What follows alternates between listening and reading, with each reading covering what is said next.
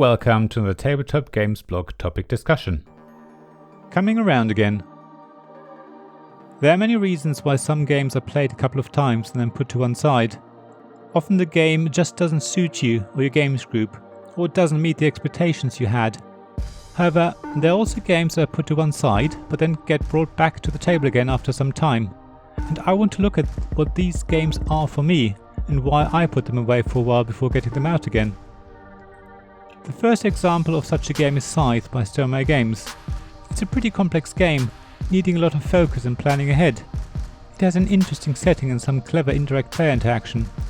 It has resource management and area control. In fact, it has pretty much everything I want from a game like this. It ticks a lot of boxes for me. So when I play Scythe, I get very excited. I'm eager to win, and more often than not, I can feel that I can win for most of the game until eventually my engine stalls and everyone overtakes me. That's when frustration sets in for me, and I hate the game. I can't see what I could have done differently to change the outcome of the game. It's infuriating for me. I don't want to play it ever again, until the next day, when I've calmed down a little and wonder whether I was just unlucky with my plan mat or something. So I play it again, usually with the same result, and I hate Scythe again. Now, instead of wanting to play again the next day, it might take me a few more days to unclench and relax. And with every subsequent play and inevitable loss, the gap between plays increases. Yet, I do always return to it. In fact, I can't wait to play it again with my friends online, despite the crushing defeat the last time we played. It's an interesting love-hate relationship for me when it comes to Scythe, but at the same time, I can't see myself ever putting the game to rest for good. There will always be another time when I want to play it again. When it comes to games like Small World by Days of Wonder or The Cracks of Quedlinburg by Schmidt-Spiele, the reason why I stopped playing for a while before getting the game out again is different. With these games, it's more about replayability. It's a lot of fun playing them with friends. They're easy to learn and quick to play and don't require a lot of brain power to enjoy them. They're light and airy. Yet, play them more than a few times and you get bored of them.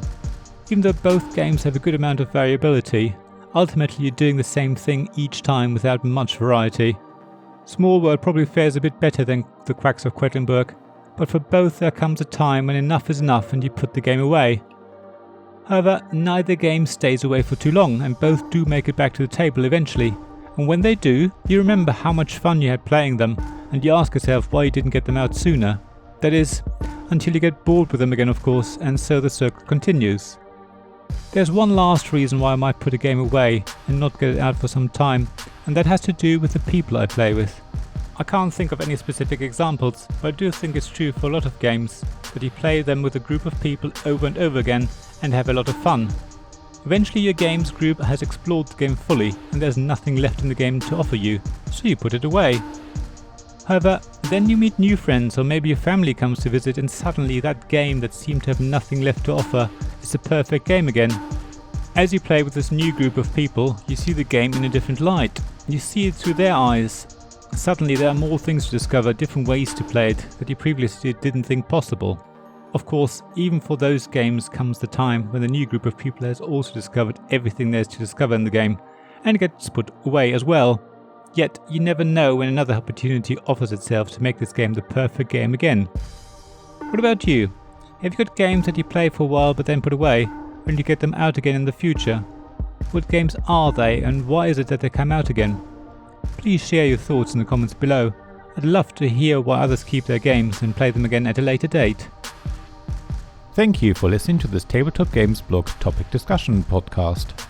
Please check the description below for links mentioned in this episode, as well as to the written version of this article on the blog. If you enjoyed this episode, please subscribe, give us some stars or leave a review. Please also tell your friends about me, and if you want to offer financial support, check out my Patreon and Ko-fi pages, links to which you'll find in the blog at tabletopgamesblog.com. So thank you again for listening, and I hope to see you again soon.